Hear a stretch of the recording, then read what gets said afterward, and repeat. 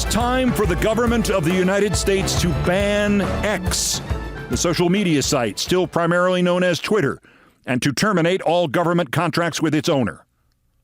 Under Trump, the government had moved to ban TikTok as a security risk to the United States, so there is precedent for at least the attempt, because a process that has been accelerating for more than a year reached a climax Wednesday, then continued Thursday, when owner Elon Musk answered a blatantly anti-Semitic tweet echoing the language of the Pittsburgh synagogue shooter with a reply from him that read, quote, "You have said the actual truth."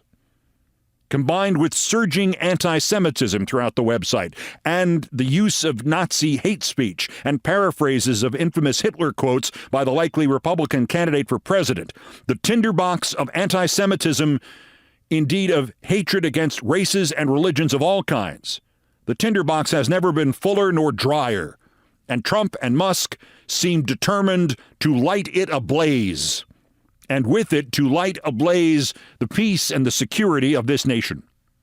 Ban Twitter X now, and ban all government financial dealings with Musk now, before it is too late and before the burgeoning anti-Semitism of Twitter X and Musk's endorsement by extension of the mass shooting at the Pittsburgh synagogue becomes the sole purpose of that platform. As I said, in an extraordinary irony, the precedent for this begins with Trump's moves against TikTok, including an executive order in 2020, and then a Biden Department of Justice investigation of TikTok that began on March 17th of this year.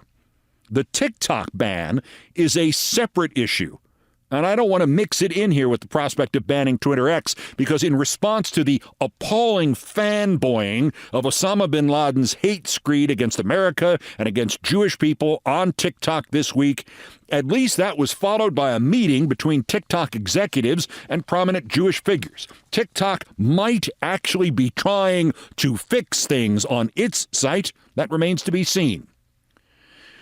Twitter X, on the other hand, is doing nothing, and its madman owner Musk seems to have no awareness of the impact of his own diseased and hateful mind, and he has attacked those who have dared to criticize him about this.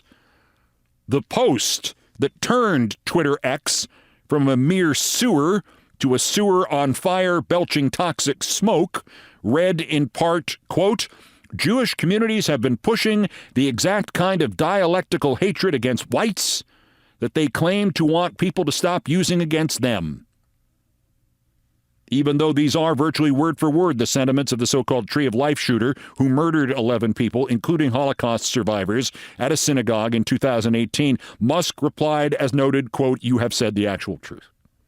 When criticized by the Anti-Defamation League, Musk doubled down.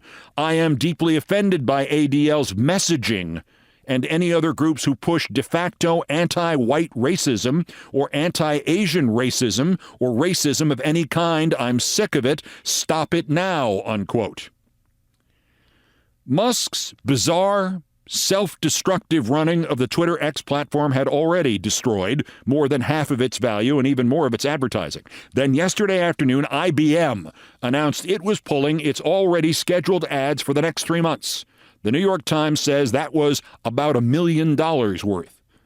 Rather remarkably, as of the close of business yesterday, the New York Times had not yet canceled Musk's scheduled appearance 12 days from now at a Times event that it calls its Deal Book Summit, which it describes as the gathering of, quote, "the most consequential leaders in business, politics, and culture," unquote. And I guess the most consequential leaders in anti-Semitism. It seems impossible to believe that the Times will actually permit Musk to participate in its branded event. He has not only rendered Twitter X toxic, but the revulsion has spread to his other companies. As the publication The Street wrote last night, some prominent Tesla investors seem to finally be losing faith in the company's often controversial CEO. The stock fell roughly 4% Thursday after Musk highlighted an anti-Semitic conspiracy theory, then issued a series of seemingly bigoted tweets on X. The Future Fund partner Gary Black wrote, "I want to believe the CEO's attitudes and Tesla brand equity are not linked, but my common sense tells me otherwise. And wealth and investment manager Ross Gerber, whose fund owned 420,000 shares of Tesla at the last counting, reached the inevitable conclusion. He wrote that Musk has now gone too far. He's like Trump now. As the snowball rolling down the hill toward her reached speeds of about 1,000 miles an hour, Musk's hand-picked CEO Linda Yaccarino posted a comment at 3:45 p.m. Eastern that seemed to have been crafted by the nation's finest satirical comedians. Maybe Tim Robinson in his hot dog suit in the middle of the "we're all trying to find the guy who did this" meme. Quoting Yaccarino, X's point of view has always been very clear that discrimination by everyone should stop across the board. I think that's something we can and should all agree on. When it comes to this platform, X has also been extremely clear about our efforts to combat anti-Semitism and discrimination. There's no place for it anywhere in the world. It's ugly and wrong, full stop, unquote. If taken sincerely and literally, Yaccarino's only possible next action would be to suspend the account of Elon Musk. As a Gentile, I will note that the phrase X has also been extremely clear about our efforts to combat anti-Semitism and discrimination may also be literally true. It has been extremely clear that it has made no efforts to combat anti-Semitism and discrimination. And it is rather incredibly bigger than anti-Semitism alone. Twitter X is rife with other racism and other flavors of religious hatred and other forms of discrimination at a time when the concept, stigmatizing, blaming, and persecuting a generalized other and white supremacist thuggery, when these things are resurgent in the United States and elsewhere. If Twitter X or other private entities cannot force Musk to sell the platform immediately, he leaves the government of the United States no other option in such a perilous time. Congress could act. Individual states could act, as some have acted against TikTok. The president could resort to his own executive order, or all branches and all parties could work in concert in a rare and, frankly, rather easy display of bipartisanship. Musk has gone down a path from which he cannot backtrack. Twitter X, at least his version of it, must be banned. And government contracts and other agreements, local, state, and national, with his other firms, SpaceX, Tesla, The Boring Company, Neuralink, and XAI, must be terminated today. There is no other option. Elsewhere, another judge has proved incapable of seeing, or proved that he is deliberately ignoring, the similar danger to the peace and safety of the United States posed by the Musk of politics, Dementia J. Trump. A New York State Appellate Division judge who identifies as a Democrat but was appointed 25 years ago by a Republican governor has joined the D.C. Court of Appeals in staying one of the gag orders against Trump. This time it is the gag order in the New York civil fraud case, during which Trump has doxed Judge Arthur Engoron's courtroom clerk and fabricated a backstory for her to the benefit and pleasure of his cult. Judge David Friedman said the order raised constitutional and statutory rights at issue and stayed it until the full state appeals court panel can consider it a week from Monday. Apart from Judge Friedman's cluelessness as to the reality and imminence of the mortal danger to which Trump subjects his targets, the most remarkable aspect to the staying of this gag order, and also the one imposed by Judge Tanya Chutkan in the federal election subversion trial, is that in response, Trump has shown, for the first time, unexpected weakness. While celebrating his lawyer's manipulation of Judge Friedman in a social media post, Trump wrote about the, quote, ridiculous and unconstitutional gag order not allowing me to defend myself against him and his politically biased and out-of-control Trump-hating clerk, unquote. In the post, Trump names Engoron. Trump names the Attorney General Letitia James. He does not name the clerk, even though there is nothing at the moment preventing him from doing so. It has not been noted widely, but since the D.C. Appeals Court stayed that gag order in that case, Trump has barely mentioned the judge or the special counsel or anybody else in that case. It cannot be good judgment. Trump does not have good judgment. It has to be fear. In another curious Trump legal twist, he has been hoisted with his own petard in the New York City criminal case against him for falsifying business records to hide hush money to Stormy Daniels.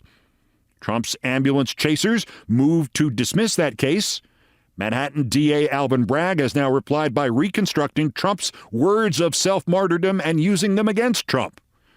Quote, defendant repeatedly suggests, begins Bragg's filing, that because he is a current presidential candidate, the ordinary rules for criminal law and procedure should be applied differently here. This argument is essentially an attempt to evade criminal responsibility because defendant is politically powerful. Courts have repeatedly rejected defendants' demands for special treatment and instead have adhered to the core principle that the rule of law applies equally to the powerful as to the powerless, unquote. Did you say that, Mr. District Attorney? What a guy. I'm hoping that Mr. Bragg sent a copy of that to Jack Smith. Judge Eileen Cannon, the former yoga and flamenco dancing correspondent of the Miami Nuevo Herald, has refused to establish now a deadline for Trump to disclose which classified materials he later intends to use in his defense in the Florida case. Establishing the deadline now would increase the chances of keeping the already tardy Florida trial schedule intact. Judge Cannon says she will set that deadline in March of next year. Not for March of next year, but in March of next year. The trial is supposed to begin in May. Reporters covering that trial and legal experts guess that we are now several months behind that schedule, and the thing can't possibly start before July. Clearly, Judge Cannon has no intention of ever going back to covering yoga and flamenco. As another note of curiosity, as the Trump circumspection in the wake of the stayed gag order seems strange, so does Special Counsel Smith's relative inactivity, some might say inertness, when it comes to delay after delay sought by Trump and granted by the judge Trump appointed. It's almost as if the Florida case is there as a sidebar to the D.C. case, and Smith isn't trying to get other courts to overrule Judge Cannon in order to foster some sense in Trump that his lawyers are not idiots, and his strategy is not going to guarantee his conviction in Washington, and not guarantee that he will die in prison, and in hockey at least, this would all be called a deke. Oh, and one more thing to add to Trump's paranoia. The special counsel investigating the small collection of mishandled classified documents in 2 locations connected to President Biden. CNN quotes 2 sources close to that investigation as saying that the investigation is complete, and the special counsel Robert Hur is writing an extensive report, and he is going to charge nobody. Nobody with nothing.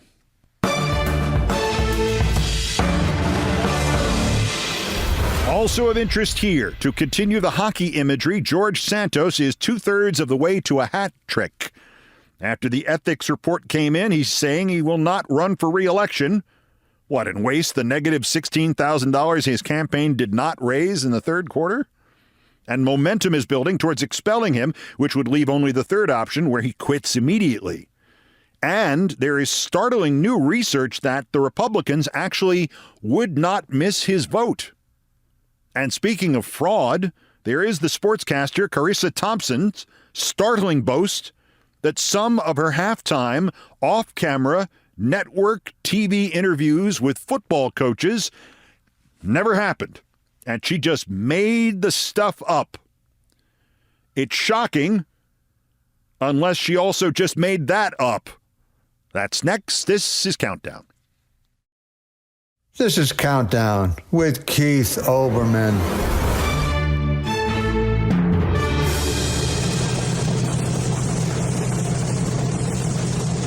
Postscripts to the news. Some headlines, some updates, some snark, some predictions. Dateline Washington, House Ethics Committee report is back. Surprise, surprise, surprise. George Santos doesn't have any. In response, Speaker Ugly Johnson has advised members to consider whether or not to vote to expel him. Santos says he will not run for re-election. He may try to position that as a great moral stance for a change. In fact, it probably has more to do with the fact that his campaign fundraising for the third quarter of this year was minus $16,500. But most interesting of all, the impeccable Philip Bump of the Washington Post has researched all the Republican votes since they swore Santos in. Santos, if that is his real name. And guess what? The Republicans actually did not need him there to pass anything. Not even usual Republican time-wasting stuff. Quoting Phil Bump's calculations, there have been nearly 674 votes this year. Only 10 resulted in a one-vote margin or in a tie. And while that would theoretically mean that in those 10 votes, you could say Santos's vote was essential in getting Republican stuff passed, Bump found a surprising caveat. None of the amendments or bills covered by those 10 votes ever became law anyway. Each one of them passed the House and then went into conference with the Senate, where they all died. Bump has also found out that as a year has gone by, Santos has become a less reliable vote for Republicans. So, from the GOP point of view, instead of helping their well-oiled voting machine in Congress, he had become kind of a drag. Sorry.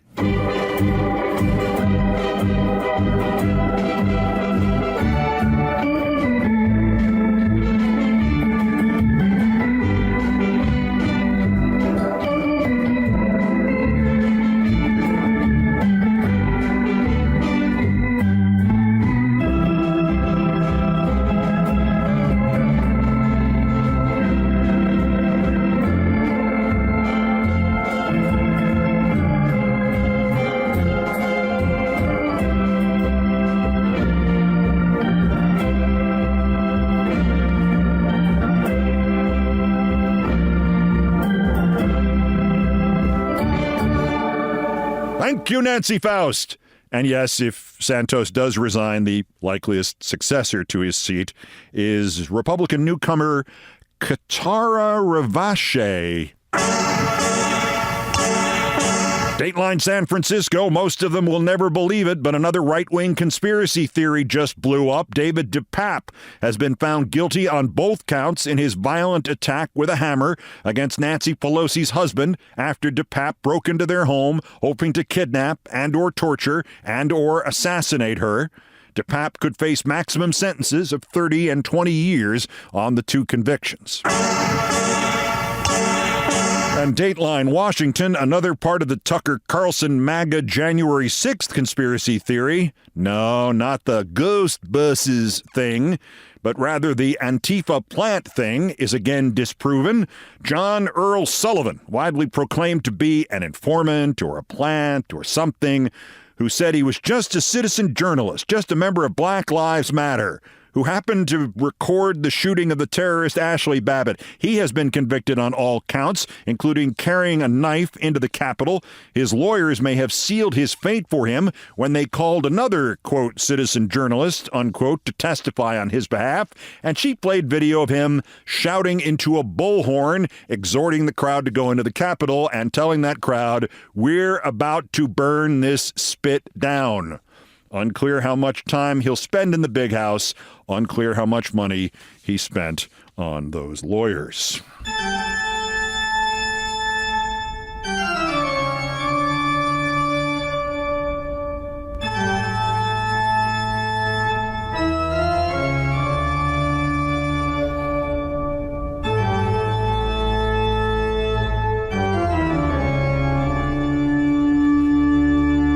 Still ahead of us on Countdown Fridays with Thurber, and the one of all of his short stories that has been in middle and junior high school and high school textbooks for 80 years. The Night the Bed Fell. First time for the daily roundup of the miscreants, morons, and Dunning-Kruger effect specimens who constitute today's worst persons in the world. The bronze to Caitlyn Jenner, who responded to a Donald Trump Jr. post about how people of a certain age should be able to use the R word. If you're not clear what I mean by that, The R word is a version of one of the words in the following phrase, fire retardant. Jenner responded to the Trump tweet, quote, I'll say it, quote, retarted, unquote. She spelled it wrong, R-E-T-A-R-T-E-D, like you were a tart and now you're a tart again. What a tart. The runner-up, why, it's Trump Jr. again in his own right. His word of the day was Congresswoman. I thank Ron Filipkowski for pointing this out. It's worth listening to a couple of times from his video cast as Jr. tries to introduce Marjorie Taylor Greene and gets it wrong. I love this one. Congresswoman MTG Marjorie Taylor Greene. We're going to be talking her new book. I love this one. Congresswoman MTG Marjorie Taylor Greene. Friends, Congressromans, countrymen, lend me your ears. But our winner is Carissa Thompson, former football sideline reporter at Fox, and at this rate, former sports broadcaster. I did the baseball equivalent of the sideline reporter job, dugout reporter, I guess, for about 25 games for Fox Sports and NBC from 97 through 2000. And I remember once needing to get a reaction in the middle of the game from baseball commissioner Bud Selig and having to literally crawl under a camera and then crawl through a half door to get out of the Yankee Stadium dugout and back towards where Selig was seated. So this was kind of shocking. On a podcast, Ms. Thompson announced, the word actually is boasted, that when tasked with doing some of those I talked to Coach Smith halftime reports, she didn't talk to Coach Smith. She just made it up. I've said this before, so I haven't been fired for saying it, but I'll say it again. I would make up the report sometimes because the coach wouldn't come out at halftime or it was too late. And I was like, I didn't want to screw up the report. So I was like, I'm just going to make this up because first of all, no coach is going to get mad if I say, hey, we need to stop hurting ourselves. We need to be better on third down. We need to stop turning the ball Pressure over. the quarterback. Yeah, exactly. and do a better job of getting off the field. Like, they're not going to correct me on that. Right. So I'm like, it's fine. I'll just make up the report. Now, in terms of the quality of the journalistic content, Ms. Thompson is entirely correct. The coach rarely ever says anything. Maybe we do not need sideline reporters. But then there's that one time when you talk to him or to somebody and he says something like what happened during a near riot at a playoff game at Fenway Park in 1999 on Fox. I got Yankees owner George Steinbrenner for my little report, and I said something really deep like, "What do you think, George?" And George said he thought that the Red Sox manager Jimmy Williams had incited the crowd to riot. That was a hell of a statement, and it basically became the lead story that night and the next day. And I didn't contribute anything more to that than asking George if he would come on with me and then asking him the most generic question ever. But I asked him. You can't not ask them and then say you asked them. You can't make it up. The premise is you never make it up. Banal or trivial or meaningless, you can't make it up. And you certainly can't then boast about making it up. Carissa Thompson is the host of Thursday Night Football on Amazon. Management there was asked by the Sports Business Journal if she would address this or if there'd be a suspension or something, and the answer came back, quote, "She was telling a story from 15 years ago," unquote. Well, we assume she was telling a story from 15 years ago, unless she made that up too. Which is the point. You say something like that and you kind of destroy the presumption that you're not making stuff up all the time. There are three other dimensions to this. The people who did the podcast tweeted out the clip, apparently proudly, and then when the blowback occurred, they deleted it. The other two dimensions to this I think are really valid. At least a dozen other women who still work as sideline reporters, especially in football, were appalled at Thompson's revelation. They work hard. The results, the goals, what they are there for, that's not their decision. That's not their fault. They work hard. They do what they're supposed to do. And Mike Freeman, a veteran football reporter and an African-American man, asked a really disturbing and important question. What if that announcement, I didn't interview the coach. I just made up what he probably would have said. What if that had been made by a sideline reporter who was also an African-American man? How quickly would he have been fired? And justifiably. You can't make it up. Amazon may not be able to fire her. She didn't make it up while she was working for them. But how do you keep her on your broadcast when she's admitted to fabricating a key element of all football broadcasts? Harissa, I wouldn't worry too much about the next contract negotiation. Thompson, today's worst person in the world to say he had no comment.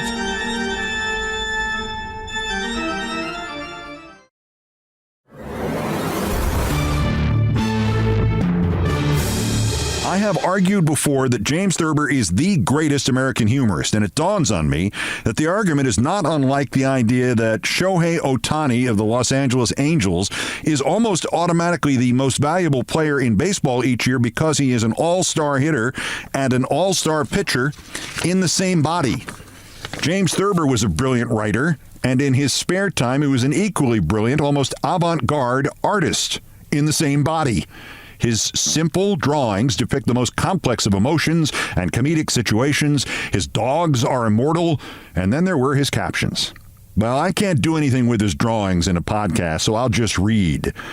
And I will read you now in this episode what is probably his most famous story. From My Life in Hard Times, The Night the Bed Fell, by James Thurber.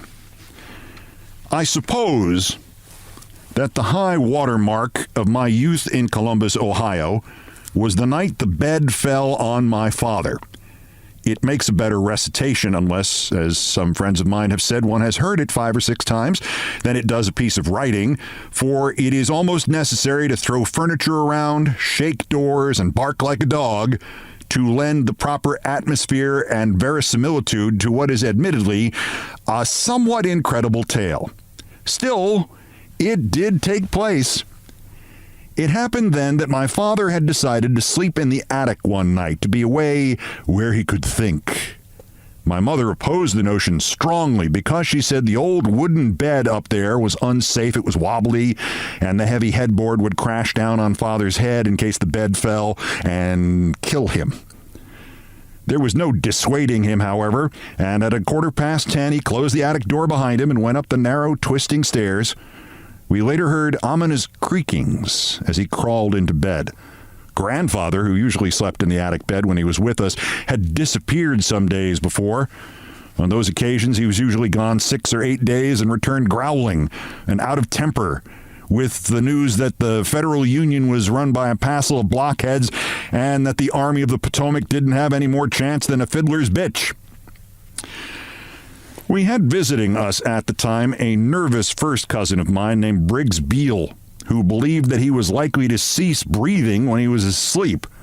It was his feeling that if he were not awakened every hour during the night, he might die of suffocation. He had been accustomed to setting an alarm clock to ring at intervals until morning, but I persuaded him to abandon this. He slept in my room, and I told him that I was such a light sleeper that if anybody quit breathing in the same room with me, I would wake instantly. He tested me the first night, which I had suspected he would, by holding his breath after my regular breathing had convinced him I was asleep. I was not asleep, however, and called to him. This seemed to allay his fears a little, but he took the precaution of putting a glass of spirits of camphor on a little table at the head of his bed. In case I didn't arouse him until he was almost gone, he said, he would sniff the camphor, a powerful reviver. Briggs was not the only member of his family who had his crotchets. Old Aunt Melissa Beale, who could whistle like a man with 2 fingers in her mouth, suffered under the premonition that she was destined to die on South High Street because she had been born on South High Street and married on South High Street. Then there was Aunt Sarah Schoaf, who never went to bed at night without the fear that a burglar was going to get in and blow chloroform under her door through a tube. To avert this calamity, for she was in greater dread of anesthetics than of losing her household goods, she always piled her money, silverware, and other valuables in a neat stack just outside her bedroom, with a note reading, "This is all I have. Please take it and do not use your chloroform, as this is all I have."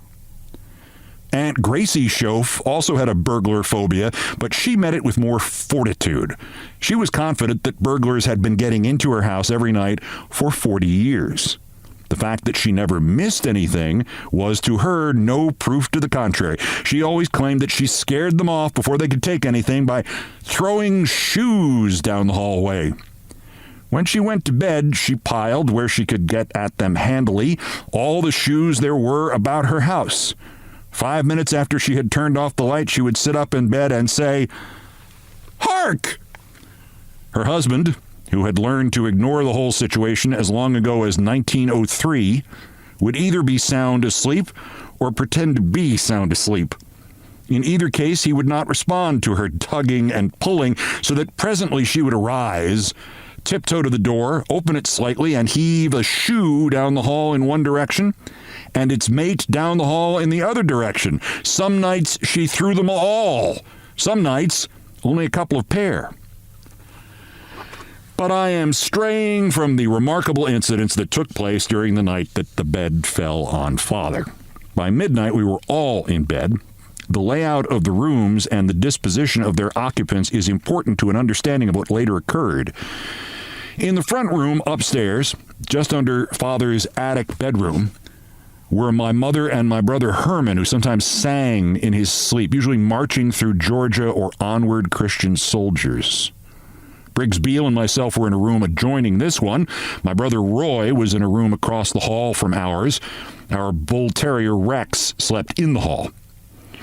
My bed was an army cot, one of those affairs which are made wide enough to sleep on comfortably only by putting up, flat with the middle section, the two sides, which ordinarily hang down like the sideboards of a drop-leaf table.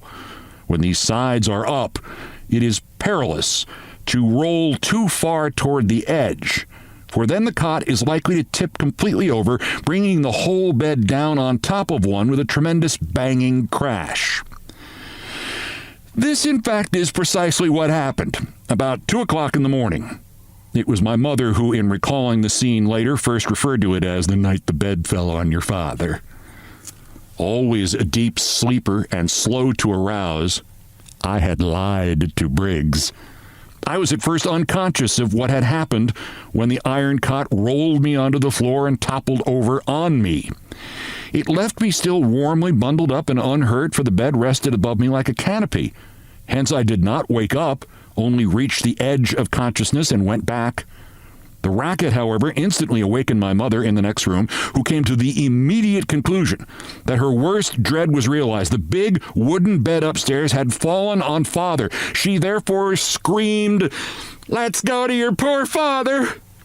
It was this shout, rather than the noise of my cot falling, that awakened Herman in the same room with her. He thought that Mother had become, for no apparent reason, hysterical. "You're all right, Mama," he shouted, trying to calm her. They exchanged shout for perhaps 10 seconds. "Let's go to your poor father," and "You're all right."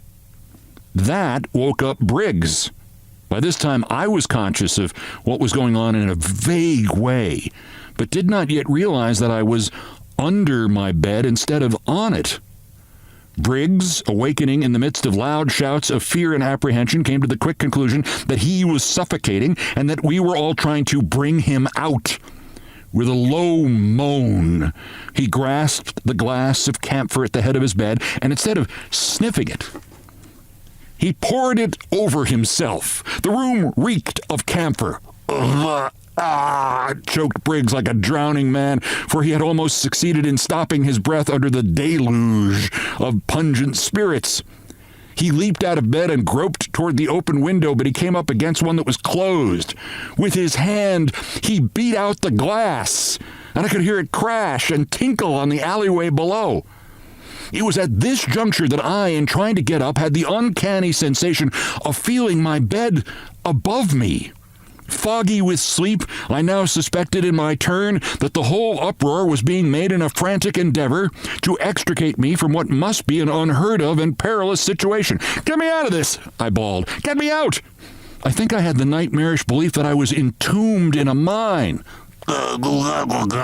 Gasped Briggs, floundering in his camphor. By this time, my mother, still shouting, pursued by Herman, still shouting, was trying to open the door to the attic in order to go up and get my father's body out of the wreckage. The door was stuck, however, and would not yield. Her frantic pulls on it only added to the general banging and confusion. Roy and the dog were now up, the one shouting questions, the other barking. Father, farthest away and soundest sleeper of all, had by this time been awakened by the battering on the attic door. He decided that the house was on fire. I'm coming, he wailed in a slow, sleepy voice. It took him many minutes to regain full consciousness. My mother, still believing he was caught under the bed, detected in his "I'm coming" the mournful, resigned note of one who is preparing to meet his maker. "He's dying," she shouted. "I'm all right," Briggs yelled to reassure her. "I'm all right." He still believed that it was his own closeness to death that was worrying Mother. I found at last the light switch in my room, unlocked the door, and Briggs and I joined the others at the attic door. The dog, who never did like Briggs, jumped for him, assuming that he was the culprit in whatever was going on, and Roy had to throw Rex and hold him. We could hear Father crawling out of the bed upstairs. Roy pulled the attic door open with a mighty jerk, and Father came down the stairs, sleepy and irritable, but safe and sound. My mother began to weep when she saw him. Rex began to howl. "What in the name of God is going on here?" asked Father. The situation was finally put together like a giant jigsaw puzzle. Father caught a cold from prowling around in his bare feet, but there were no other bad results. "I'm glad," said Mother, who always looked on the bright side of things, "that your grandfather wasn't here."